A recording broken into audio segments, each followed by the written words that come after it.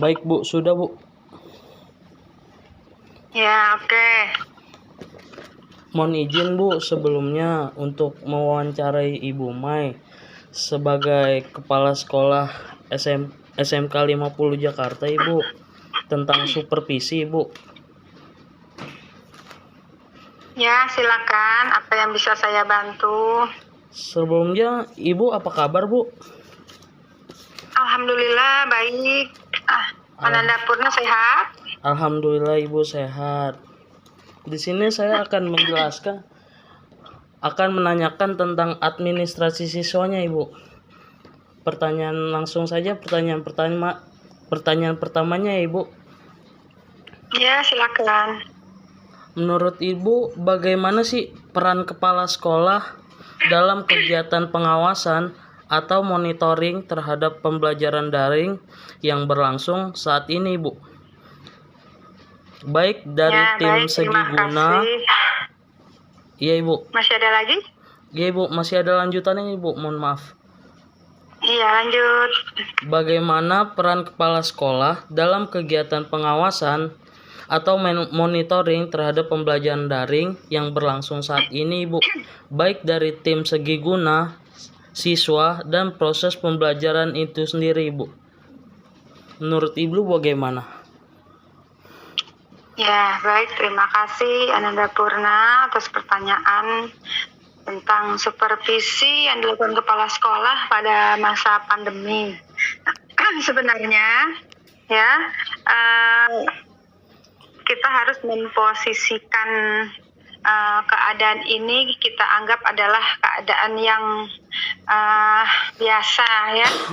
Jadi tidak ada perbedaan antara masa pandemi dengan masa saat normal, karena pada dasarnya pembelajaran tetap berjalan, hanya bedanya saat pandemi siswa itu belajar rumah bukan di sekolah, dan bapak ibu gurunya juga mengajar di rumah, ya. Nah, untuk itu kepala sekolah juga tetap melakukan supervisi terhadap guru maupun tenaga kependidikan. Nah, kalau saat keadaan normal memang kepala sekolah itu akan melihat bagaimana kegiatan KBM di kelas-kelas gitu ya, Purna ya. Yeah, Tapi kalau dalam masa pandemi seperti ini, ya kepala sekolah juga melakukan monitoring, melakukan supervisi dengan masuk ke kelas-kelas virtual yang memang sudah harus dijadwalkan. Nah, saat dijadwalkan itu nanti kepala sekolah minta misalnya beberapa guru senior, kemudian beberapa guru junior untuk disusun jadwal supervisinya. Nanti wakil kurikulum yang akan menindaklanjuti kegiatan tersebut. Kalau sudah terjadwal, maka nanti pihak kepala sekolah akan melakukan komunikasi terlebih dahulu kepada guru yang bersangkutan. Sama seperti halnya pada saat supervisi dalam masa normal, ya sebelum masuk ke kelas untuk mensupervisi guru tersebut, kepala sekolah dengan guru berkomunikasi terlebih dahulu, menanyakan kesiapan guru tersebut, kemudian untuk materi-materinya apa saja dan segala halnya itu dikomunikasikan terlebih dahulu, dan nanti sudah terjadi kesepakatan bahwa akan masuk di kelas virtual yang telah dijadwalkan. Nah, pada saat masuk ke kelas virtual ya sama seperti halnya dengan saat sedang normal, ya melihat guru mengajar. Tapi kalau bedanya kalau di masa pandemi ini kepala sekolah harus menyapa siswa terlebih dahulu dan memberikan juga motivasi, karena waktu yang pakai atau pas itu bisa masuk kelas virtual itu memang waktu yang sangat baik digunakan untuk berkomunikasi dengan kelas tersebut. Ya, pada Iya, Ibu. saat pandemi kan jarang sekali ya pas sekolah itu bertemu dengan para siswa. Biasanya kan setiap upacara hari Senin atau kegiatan yang lain dan sering bertemu secara langsung. Tapi dalam masa pandemi karena sangat jarang, itulah momen yang paling penting, momen yang paling tepat bagi kepala sekolah selain mensupervisi guru yang mengajar di kelas virtual tersebut dan juga berkomunikasi.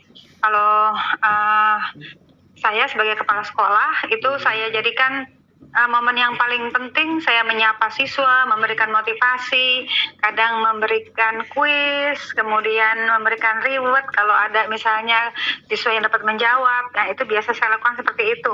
Tapi itu hanya 5-10 menit, tidak lama, karena saya juga tidak mengganggu waktu mengajar guru yang bersangkutan gitu. Nah, kemudian setelah saya melihat cara mengajar guru yang bersangkutan, nanti saya berikan umpan balik, saya berikan catatan, saya kirim melalui WA guru tersebut hal-hal yang sudah baik, hal-hal yang memang harus ditinjau ulang lagi ya, supaya nanti ada perbaikan cara mengajar mereka ya, karena mengajar di masa pandemi tidak hanya pure memberikan materi-materi, tetapi harus banyak memberikan motivasi dan wawasan secara luas, apalagi yang berhubungan dengan protokol kesehatan. Kan itu sementara yang bisa saya sampaikan, Ananda Purna. Baik, Ibu. Tapi bagaimana, Ibu, jika ada gak sih kendala dalam kegiatan pengawasan atau monitoring terhadap pembelajaran daring ini, Bu? Di masa sekarang kan COVID-19 nih, Bu. Ada gak sih kendalanya dalam pengawasan tersebut? Baik. Iya.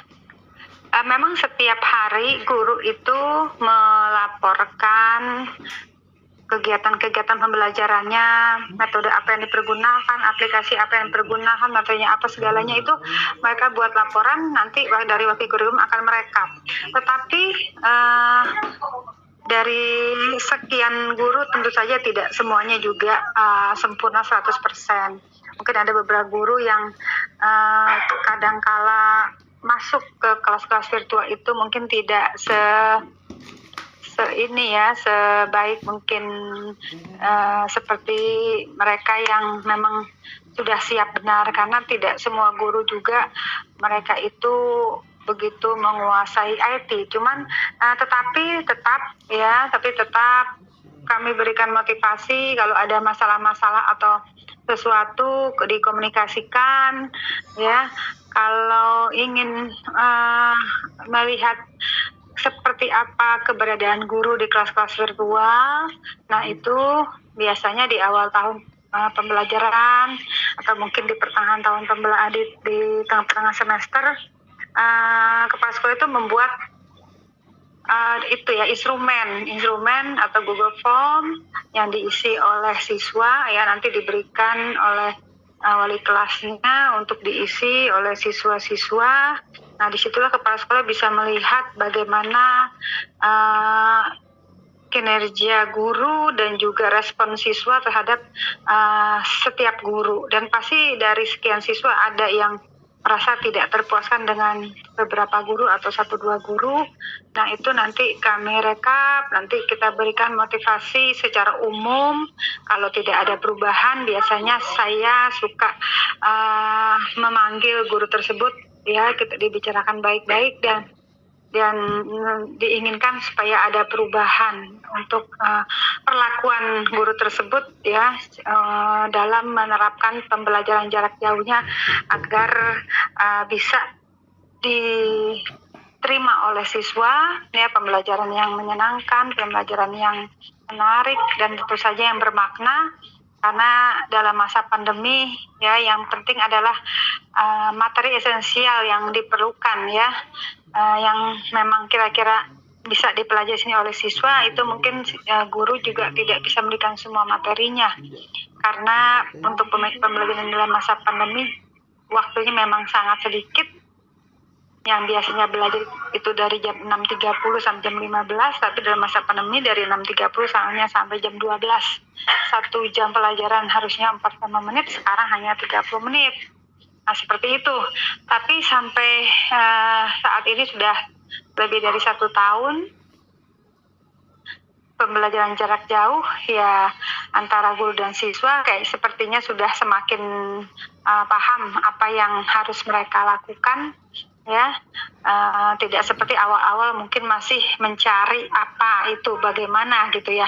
Tapi setelah 1 tahun lebih mereka banyak belajar, sehingga mereka bisa, para guru itu sudah mulai terus mengembangkan potensinya bagaimana memberikan pembelajaran jarak jauh kepada siswa agar menarik, menyenangkan, dan lebih bermakna. Itu Ananda Purna. Baik Ibu, pertanyaan selanjutnya Ibu. Apakah kegiatan pembelajaran tersebut sama Ibu dengan pembelajaran pada umumnya Ibu? Ya. Tadi saya sebutkan bahwa dalam masa normal siswa itu belajar dari jam 6.30 sampai jam 15. Tetapi dalam masa new normal, ya, dalam masa pandemi ini disebut new normal ya. Nah, ini mereka belajar hanya dari jam 10 sampai jam 12. Berarti kan ada pemangkasan waktu. Iya, Ibu. Ya. Nah, untuk itu pembelajaran di kelas itu satu jam itu hanya 30 menit. Dan tidak juga harus, walaupun misalnya saya nih mengajar di jam ke-34. Jam ke-34 itu saya mengajar di kelas misalnya 12 begitu 1. Nah, tidak harus juga di jam tersebut saya itu bertemu secara tatap muka virtual itu dengan siswa, misalnya Zoom meeting atau Google Meet gitu ya. Tidak harus. Ya, karena dalam sistem pembelajaran jarak jauh ini ada 2 sebenarnya yang dilakukan oleh guru. Ya, ada 2 yang disebut dengan sinkron dan asinkron. Kalau sinkron itu seperti pembelajaran jarak jauh, siswa bertemu misalnya dalam Zoom meeting atau Google Meet nih, bertatap muka langsung tapi secara virtual ya. Tapi kalau yang asinkron ya, ada beberapa bahan-bahan pembelajaran yang memang harus dicari oleh siswa, dan nanti ada waktu lagi misalnya minggu depan bertemu mendiskusikan apa yang telah mereka gali informasi yang sesuai dengan materi-materi yang diberikan oleh gurunya ya. Nah, itu yang tentang pembelajaran jarak jauh itu. Jadi memang tidak pure harus setiap waktu itu harus bertatap muka ya. Ada berbagai macam cara untuk melakukan pembelajaran jarak jauh. Nah, kemudian untuk materi-materinya juga tentu saja tidak bisa diambil semuanya. Ya, ini dari awal tahun pembelajaran, sebenarnya di tahun 2020 kemarin para guru yang bergabung dalam MGMP ya. MGMP itu bergabung antara guru dengan mahasiswa yang sama. Mereka itu memberikan atau menyusun materi-materi esensial apa yang seharusnya harus didapat oleh siswa. Ya, bukan berarti ada materi yang tidak penting, tidak, tapi maksudnya ada materi yang mungkin siswa itu bisa mencari sendiri, tapi ada materi yang memang guru itu harus memberikan begitu jelas terhadap materi tersebut. Itulah disebut dengan materi esensial, karena memang waktu yang terbatas. Mungkin itu Ananda Purnama. Iya Ibu. Pertanyaan terakhir nih Bu. Ya. Menurut Ibu, apa saja sih kesulitan yang dihadapi kepala sekolah dalam melaksanakan tugasnya Ibu? Baik itu dari monitoring, supervisi, dan lain-lain Ibu, pada pembelajaran daring yang sedang berlangsung di masa pandemi Ibu. Lalu bagaimana upaya untuk mengatasi kesulitan tersebut Ibu? Kalau kepala sekolah sebenarnya ya pantasnya sih pertanyaan ditujukan kepada guru dengan siswa ya Nak ya. Iya Ibu. Kalau misalnya kalau kepala sekolah itu kan hanya memonitoring, mengevaluasi, memberikan bimbingan gitu ya. Iya Ibu. Tapi yang paling terkendala dalam pembelajaran jarak jauh tentu saja guru dengan siswa gitu. Guru itu mempunyai kendala, kenapa? Ya, karena mereka itu harus benar-benar bisa mengarahkan siswa itu dengan sedemikian rupa bagaimana caranya supaya materi itu benar-benar bisa tersampaikan. Karena ada banyak siswa ya yang juga mempunyai kendala dengan komunikasi. Komunikasi itu maksudnya alat komunikasi. Iya, Ibu. Nah, ini kalau sebenarnya dalam pembelajaran jarak jauh, peralatan yang paling dibutuhkan itu ada laptop. Itu.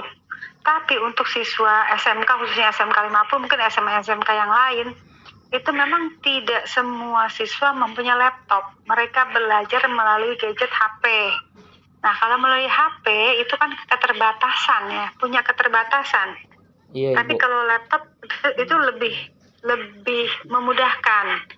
Nah, tetapi ya di sini ya dipaksakan orang tua itu untuk memfasilitasi anak-anaknya dengan laptop, mereka pasti juga tidak semuanya mereka bisa, tidak semuanya mereka mampu.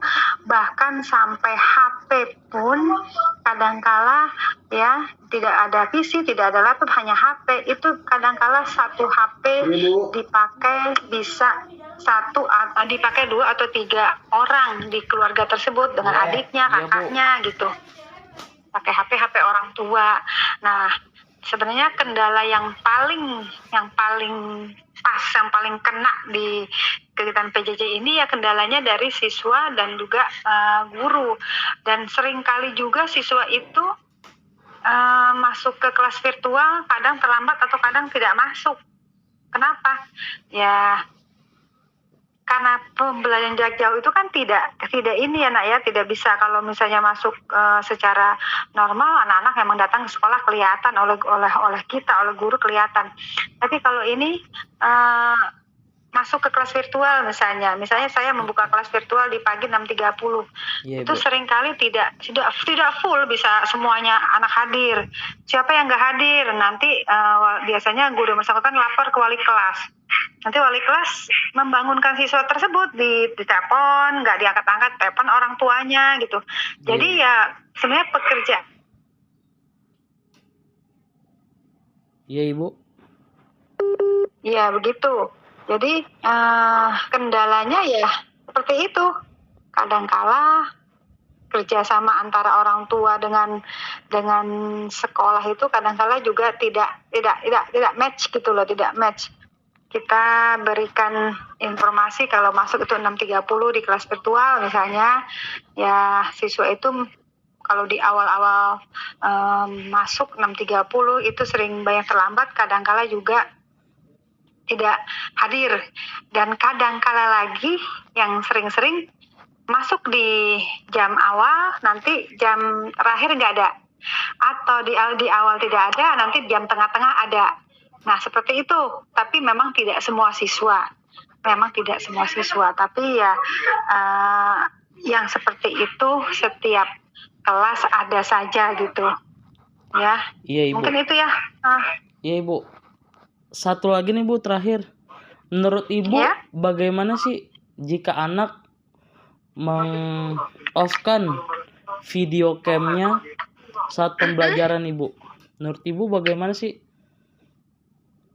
Ya, tentang meng-off-kan video cam itu kadang-kala kan memang kalau memang jaringannya kuat itu nggak masalah ya. Iya, Ibu. Ya, tapi kadang-kala kan juga kalau videonya dinyalakan jaringannya error, nggak kuat, keluar. Makanya saya selalu mengingatkan juga kepada Bapak Ibu guru kalau anak itu sudah masuk ke kelas virtual Bapak Ibu, kalau seandainya dalam masa pembelajaran tersebut tiba-tiba keluar gitu ya, itu kita jangan berburuk sangka terlebih dahulu, karena saya juga kan sering juga Zoom meeting ya saat rapat-rapat, kalau lagi jaringan sedang jelek, sedang error, tiba-tiba keluar. Waduh, orang kan tahunya kita keluar, ya kan? Nah, tapi masalahnya apa kan orang tidak tahu. Jadi kalau misalnya ada seperti itu, ya tunggu aja siswa tersebut masuk lagi gitu. Tapi seandainya yang tidak masuk ya dihubungi aja, tidak mungkin ada masalah apa. Dan kadangkala juga siswa itu kehabisan kuota. Ya, walaupun ada Iya, Ibu. bantuan kuota dari Kemendikbud, kan itu tidak setiap bulan juga, tetap aja harus berbiaya sendiri ya dari masing-masing siswa. Iya, Ibu. Nah, itu yang keadaan yang sebenarnya di masa pandemi itu seperti itu ya, Ananda Purna. Iya, Jadi Ibu. nanti sekarang kelas tingkat berapa? Tingkat 3 ya? Saya masih semester 4, Bu, mau naik ke semester 5, Ibu. Oh, berarti tingkat 2 ya? Iya. Oh, tingkat 4. Ya, seperti itu kendalanya. Jadi sebenarnya yang utama kalau misalnya nanya di SMK, yang utama faktor utama dalam PJJ itu kendalanya apa? Yaitu yang paling utama adalah ketersediaan fasilitas peralatan PJJ itu sendiri ya. Iya, Yang Ibu. pertama ya untuk peralatannya lebih banyak menggunakan HP daripada laptop. Kemudian kadangkala internetnya tidak mendukung atau kuotanya kadangkala kehabisan gitu. Iya, Ibu. Gitu ya. Iya, Ibu. Terima kasih nih udah men-sharing apa-apa yang udah Ibu ketahui, ilmu yang Ibu ketahui selama pembelajaran daring Ibu. Pembelajaran daring ini, Ibu. Halo, Ibu. Ya, baik. Iya, halo. Ya, baik. Masih ada lagi yang perlu saya bantu mungkin? Sudah, Bu, itu saja. Makasih juga udah membantu saya dalam tugas UAS ini, Bu. Oh iya, tugas UAS. Oke deh. Iya, Ibu. Semoga sukses ya, semoga lancar semuanya. Mohon maaf kita agak sulit untuk pertemuan seperti ini karena Iya, Ibu. begitu banyak kegiatan saya ya. Mohon Iya, Ibu. maaf, Ananda Purnama. Saya juga minta Ya, maaf, jadi Bu, karena jadi tidak tadi janjinya menyampai- tadi jam 8, ternyata jam 8 ada rapat dadakan dan segala macamnya. Iya, Bu. Yang penting kita sudah selesai ya. Mudah-mudahan data-data yang saya berikan bisa menambah wawasan Ananda Purna sebagai mahasiswa UHAMKA Iya, Bu. di jurusan PGSD ya. Iya, Ibu. Iya, sukses untuk Ananda Purna. Semoga semuanya dilancarkan, dimudahkan. Amin. Mungkin saya undur diri ya. Saya Kepala SMK Negeri 50, Maida Lisna undur diri. Terima kasih. Semoga apa yang saya berikan informasinya bisa dijadikan sebagai mungkin acuan untuk laporan-laporan Ananda Purna di fakultas atau di kampusnya. Ya, terima Iya, Ibu. kasih. Terima Bila kasih taufiq juga, wal hidayah. Ibu. Wassalamualaikum warahmatullahi wabarakatuh. Waalaikumsalam warahmatullahi wabarakatuh. Oke, pamit ya. Iya, Ibu. Terima kasih sebelumnya ya. Ya, sama-sama. Oke.